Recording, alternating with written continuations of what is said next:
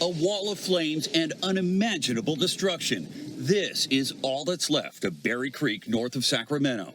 This is an elementary school reduced to ashes, and ironically, there's a fire station right across the street. It also burned to the ground, both fire trucks still inside. People who fled here had very little time to escape. I would say probably most of them were running for their lives. An unprecedented year. 6 of California's largest wildfires ever have occurred in 2020. A record 3 million acres destroyed. It's gotten so bad that on our way up to Berry Creek, we found this fire burning along the side of the road, but firefighters are stretched so thin, there's no one here to keep it from spreading any further. in Southern California, 80 miles east of Los Angeles, the El Dorado fire has roared back to life. In Oregon, more than 800,000 acres charred, and the toll just starting to set in. All the hard work that my parents put into this place, gone. South of Medford, entire blocks in the community of Phoenix, Oregon, were leveled. Absolutely nothing left. In Washington state, search crews finding the body of a 1-year-old. Back in California, the fires are also causing health alerts. In San Francisco, a fiery glow that one resident said was like being inside a lit jack-o'-lantern. This year it's hitting us harder than ever. We will see increases in ER and hospital admissions. And Carter Evans is on the ground in Butte County, California. Carter, good to see you, though, in so much damage. Can you walk us through some of what you're seeing there? Yeah, I can show you around just a little bit. This is a gas station market here. If you look behind me, you can see where they stacked the sodas up on the shelf here. The wall is now gone. This was the entrance to the market over here. Like most of the other buildings in this town, it was wiped out completely. Ashes, that's pretty much all that's left right now. That's incredible. Those are soda cans that charred debris behind you? Incredible. Rockstar and Red Bull. Tell us more about what crews are doing right now and what they're looking for. Well, you know, first of all, let me point out the crews are really stretched thin here. You know, I was down on a fire in the Los Angeles area the other day, and they had 400 firefighters working on it, and they told me normally they would have 800 to 1,000. So that gives you an idea of how stretched thin they are right here.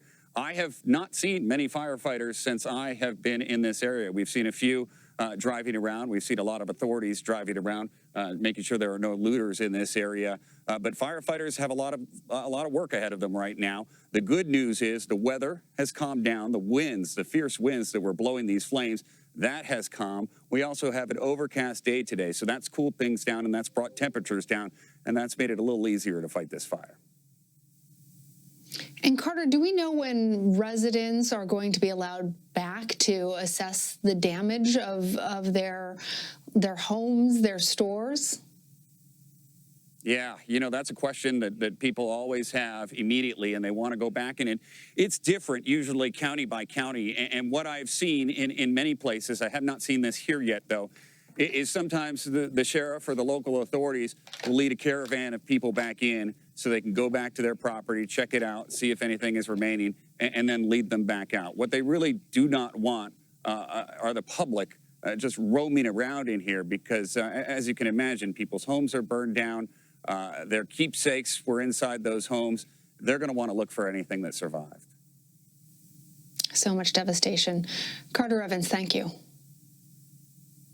Well, that is another story that is just so hard for me to cover. I have to cover it, and I will, but it's just horrible. You know, now they just talked about a 1-year-old body, you know, being found after the wildfires. These fires that they're causing over and over again, destroying all life, decimating cities, and getting away with it. These are not going to stop. They're going to get worse, and you truly can see how evil this is. They laugh all the time. They smicker during these interviews, and it's just sick. You know, it makes me sick to my stomach.